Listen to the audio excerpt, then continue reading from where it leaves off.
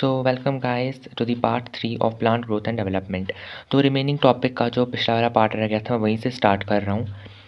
Quantitative comparison, जब हम growth की कंपैरिजन करते हैं क्वांटिटेटिव मतलब क्वांटिटी के बेसिस पे, तो वो दो तरीके से हो सकता है। एक होता है एब्सोल्यूट ग्रोथ रेट यानी कितनी ग्रोथ हुई पर यूनिट टाइम, और दूसरा होता है relative growth rate. Relative growth rate में हम क्या करते हैं, हम लोग देखते हैं कितनी ग्रोथ हुई है, इनिशियली कितना था उससे हम परसेंटेज निकालते हैं। ठीक है, यहाँ हमें फिगर में दो लीव्स दिए हुए हैं ए और बी, और बताया गया है कि इनके कैसे डिफरेंट साइजेस हैं। ठीक है, एब्सोल्यूट इंक्रीज और रिलेटिव इंक्रीज की यहाँ पे बात की गई है। अगर आप एब्सोल्यूट इंक्रीज देखेंगे तो एब्सोल्यूट इंक्रीज होता है कि कितने परसेंट ये बढ़ा है। तो अगर आप ए लीव की बात करें, इनिशियली इसका एरिया है 5 सेंटीमीटर स्क्वायर, और after time T A dash 10 centimetre square, तो ये 5 सेंटीमीटर स्क्वायर बड़ा है। ठीक है, वैराज अगर हम इस बड़े लीफ की बात करें, बी लीफ की बात करें, तो 50 सेंटीमीटर स्क्वायर इसका ओरिजिनल एरिया है और 55 सेंटीमीटर स्क्वायर इसका बड़ा हुआ एरिया है। तो सिंपली हमें पता चल रहा है कि इन दोनों की एब्सोल्यूट ग्रोथ रेट बिल्कुल सेम है, that is 5 centimetre square.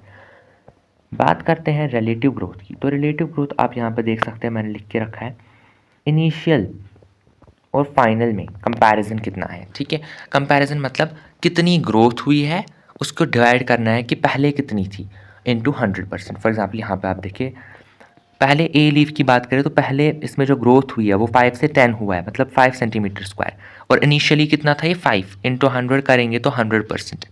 B leaf की बात करें, इनिशियली जो इसमें ग्रोथ हुई वो 5 centimetre square divided by total पहले कितना था 50 इंटू 100, तो ये 10% आएगा। तो यही यहाँ पे लिख के है, however one of them shows much higher relative growth rate, यानी ए जो है ए वाला लीफ वो ज़्यादा हाई रिलेटिव ग्रोथ रेट दिखाता है। तो यहाँ पे पूछा गया है क्यों।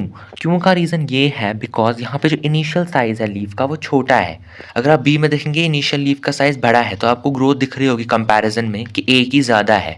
ऑल्दो दोनों ने सेम ग्रोथ की है, बट रिलेटिवली अगर हम देखें कंपेयर करें दोनों को, तो ऑब्वियस सी बात है ए की ग्रोथ ज़्यादा है एज़ कम्पेयर टू बी। ठीक है, अब चलते हैं नेक्स्ट टॉपिक पे। ठीक है, Development is a term that includes all changes that an organism goes through its life cycle from germination of seed to senescence।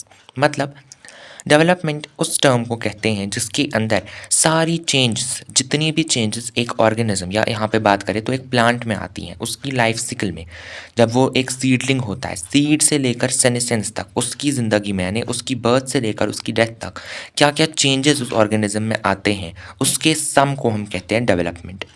फिर उसके बाद डेवलपमेंट के लिए पीछे एक डायग्राम दिखाई हुई है जो कि टिश्यू ऑर्गन सब के लिए एप्लीकेबल है।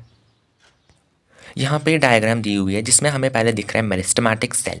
ठीक है, पहले एक मेरिस्टेमेटिक सेल है जो कि छोटी होती है साइज़ में। ठीक है, उसके बाद उसका प्रोटोप्लाज्म का जो कंटेंट है वो इंक्रीज़ हो जाता है। ठीक है, प्रोटोप्लाज्म का कंटेंट इंक्रीज़ हो जाता है बिकॉज उसको डिवाइड करना होता है। ठीक है, डिवाइड करके वैक्यूल्स में डेवलप हो जाते हैं। वैक्यूल डेवलप होने के बाद जब वो डिवाइड करती है, डिफ्रेंसिएशन होती है, तो मैचुरेशन जोन में चली जाती है।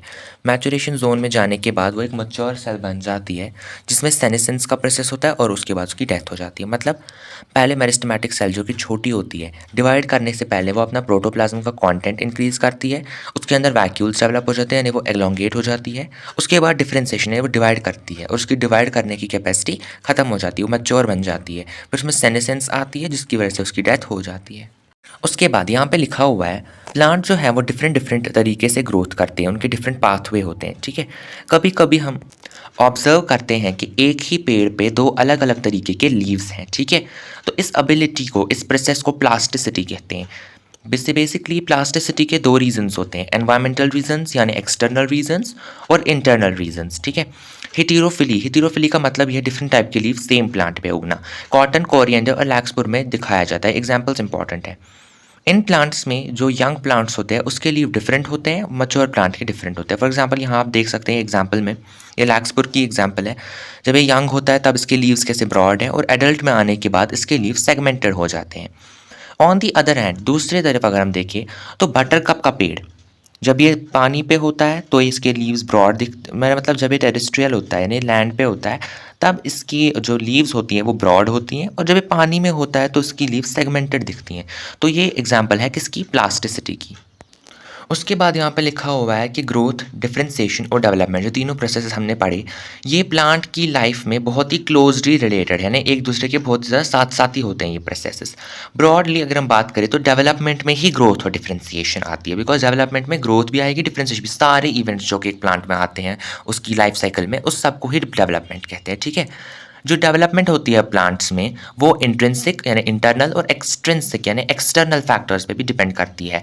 इंटरनल फैक्टर्स में आते हैं इंट्रासेलुलर फैक्टर, जेनेटिक यानी सेल्स के अंदर के फैक्टर जेनेटिक, इंटरसेलुलर मतलब सेल के बीच में, जैसे कि plant growth regulators, while environmental या एक्सटर्नल फीचर्स में आती हैं light, temperature, water, oxygen, nutrition etcetera. ठीक है, तो ये हो गया यहाँ तक हमारा टॉपिक। अब नेक्स्ट टॉपिक हमारा है प्लांट ग्रोथ रेगुलेटर्स। सबसे पहले जो प्लांट ग्रोथ रेगुलेटर्स होते हैं वो छोटे सिंपल मॉलिक्यूल्स होते हैं, छोटे और सिंपल मॉलिक्यूल्स होते हैं जिनके अंदर डिफरेंट टाइप के केमिकल्स प्रेजेंट हो सकते हैं।